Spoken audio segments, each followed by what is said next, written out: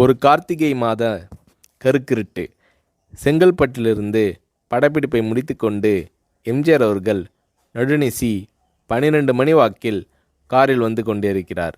கண்விழித்தவாறே தனது காரில் எம்ஜிஆர் அவர்கள் வந்து கொண்டிருந்த பொழுது வழியில் போலீஸ் உடையில் நின்ற ஒருவரை பார்க்கிறார். எம்ஜிஆர் அவர்களின் கார் அவரை கடந்து செல்கின்ற போது எம்ஜிஆர் அவர்களின் நெஞ்சில் பொறி தட்டுகிறது. ஆள் நடமாட்டமே இல்லாத இந்த அர்த்த ராத்திரியில் அந்த போலீஸ்காரர் பஸ்ஸுக்காக காத்து நிற்கிறார் என்பதை எம்ஜிஆர் அவர்கள் புரிந்து கொள்கிறார். உடனே தனது டிரைவரிடம் காரை நிறுத்த சொல்கிறார் எம்ஜிஆர். கார் பின்னோக்கி வருகிறது. போலீஸ்காரரின் அருகில் காரை நிறுத்தி கதவை திறந்து ஏறுங்கள், எங்கே போக வேண்டும் என்கிறார் எம்ஜிஆர். பரவாயில்லை, நான் பஸ்ஸிலே வந்து விடுகிறேன் என்கிறார் அந்த போலீஸ்காரர். நேரமாகிவிட்டது, இனி இந்த ரூட்டில் பஸ் கிடையாது, ஏறிக்கொள்ளுங்கள் என்று எம்ஜிஆர் அவர்கள் வலுக்கட்டாயம் செய்ய போலீஸ்காரர் வேண்டா வெறுப்பாக ஏறுகிறார். காரின் உள்ளே லைட் போட்டு சாப்பிட்டீங்களா என்று கேட்டுக்கொண்டே தனது சீட்டுக்கு பின்னால் இருந்த பிஸ்கெட் பழங்களை எடுத்து கொடுக்கிறார் எம்ஜிஆர். இப்படி ஓசியில் பயணம் செய்வதே எனக்கு உடன்பாடில்லை.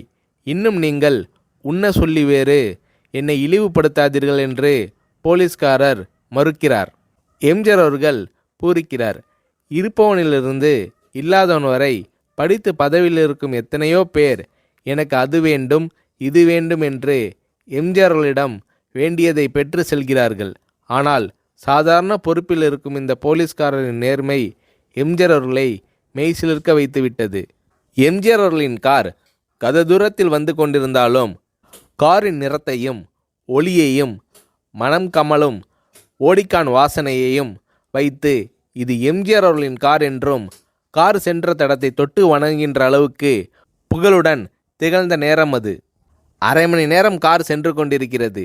ஆனால் அதுவரை எம்ஜிஆர் அவர்களை பற்றி பெரிதாக போற்றி புகழ்ந்து பேசாமல் அந்த போலீஸ்காரர் வந்ததே புரட்சித் தலைவர் எம்ஜிஆர் அவர்களுக்கு அந்த போலீஸ்காரர் மீது மரியாதையை கூடுதலாக்கியது.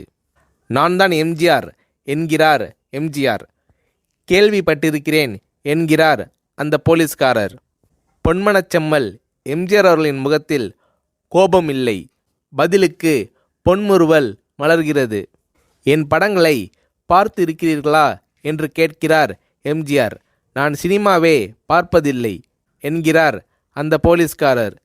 புரட்சித் தலைவர் எம்ஜிஆர் அவர்கள் இன்னும் பிரமிக்கிறார். இப்போது கார் சத்தத்தை தவிர ஒரே நிசப்தம்.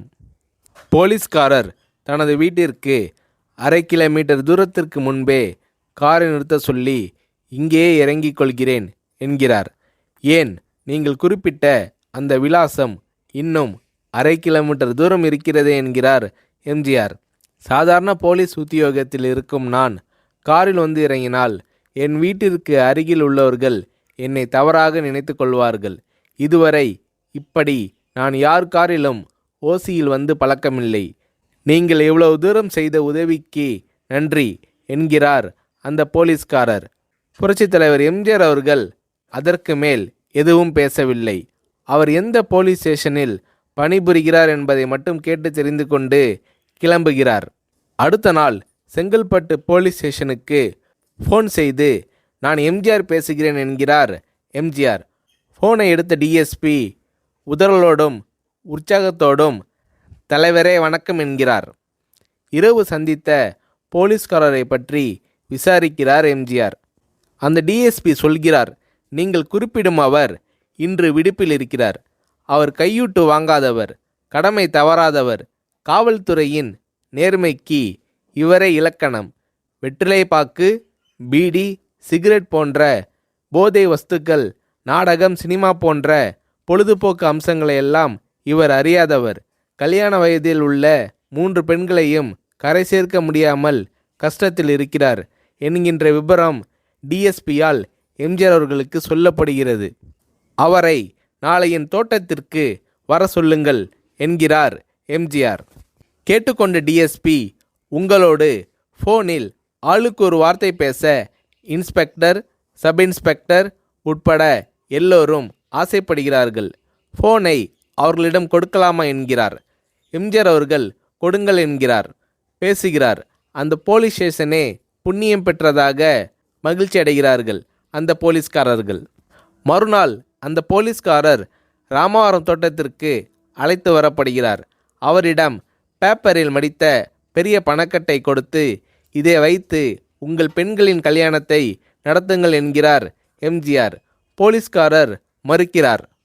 நான் ஏதாவது உங்களிடம் காரியமாற்ற சொல்லி அதற்காக கொடுத்தால் அது தவறு. என்னால் ஆக வேண்டியது உங்களுக்கும், உங்களால் ஆக வேண்டியது எனக்கும் எதுவும் இல்லை. நான் உங்கள் கூட பிறந்த ஒரு சகோதரனாக நினைத்து கொடுக்கிறேன், பெற்றுக்கொள்ளுங்கள் என்று சொன்ன பிறகு கேட்டும் கூட கிள்ளி கொடுக்காத கனவான்கள் வாழும் இந்த உலகில் ரோட்டில் நின்றவனை அழைத்து சென்று அள்ளி கொடுத்த எம்ஜிஆர் அவர்களின் கருணையில் நெகிழ்ந்து போய் பெற்றுக்கொள்கிறார் அந்த போலீஸ்காரர். பிறகு ஒரு தேதியில் புரட்சித் தலைவர் எம்ஜிஆர் அவர்களே சென்று அந்த போலீஸ்காரரின் 3 பெண்களின் திருமணத்தையும் நடத்தி வைத்து வாழ்த்தி இருக்கிறார்.